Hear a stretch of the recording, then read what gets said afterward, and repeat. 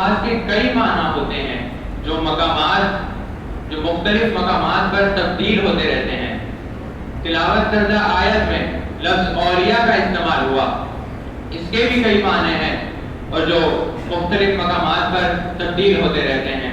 اب ہمیں کیسے پتہ چلے کہ کس موقع پر کیا معنی مراد دیا جائے گا؟ چنانچہ مفتی احمد یار خان نعیمی رحمۃ اللہ علیہ اپنی کتاب علم القرآن میں لکھتے ہیں کہ جب ولی رب کے مقابل میں آئے تو اس سے مراد معبود یا مالک حقیقی کے ہوں گے، اور ایسا ولی اختیار کرنا کفر و شرک ہے۔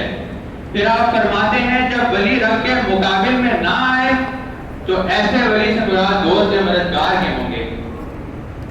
آپ نے دو کیٹیگریز بنا دی، ایک ولی اللہ، دوسرا ولی من دون اللہ۔ ولی اللہ یعنی اللہ کے نیک بندے، اللہ کے پسندیدہ بندے، اللہ کے برگزیدہ بندے جو اللہ کی عطا سے ہماری مدد کرتے ہیں۔ اور ولی من دون اللہ، تو اس کی دو صورتیں بن سکتی ہیں کہ خدا کے دشمنوں سے دوستی رکھی جائے یا کسی نبی یا ولی کو خدا کے مقابل مددگار سمجھا جائے۔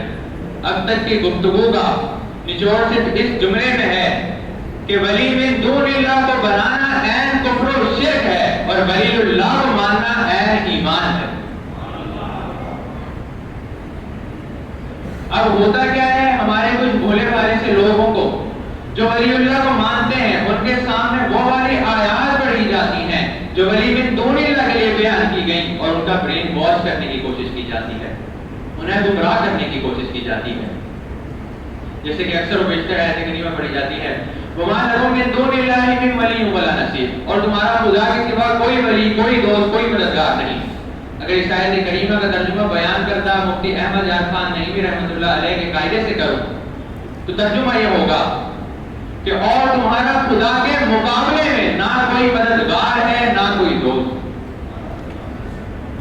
تو مسئلہ بالکل آسان اور واضح ہے، کیوں سوچ میں پڑ جاتے ہیں، کیوں ادھر ادھر دیکھنے لگ جاتے ہیں؟ اب آیت کریمہ کی طرف چلتے ہیں جس میں خدا تعالیٰ نصاب ولایت کو خوبصورت انداز میں بیان فرما رہا ہے۔ رب العزت فرماتا ہے کہ اولیاء اللہ کو نہ تو کوئی خوف ہوگا نہ وہ غمگین ہوں گے۔ وہ کون لوگ ہوں گے؟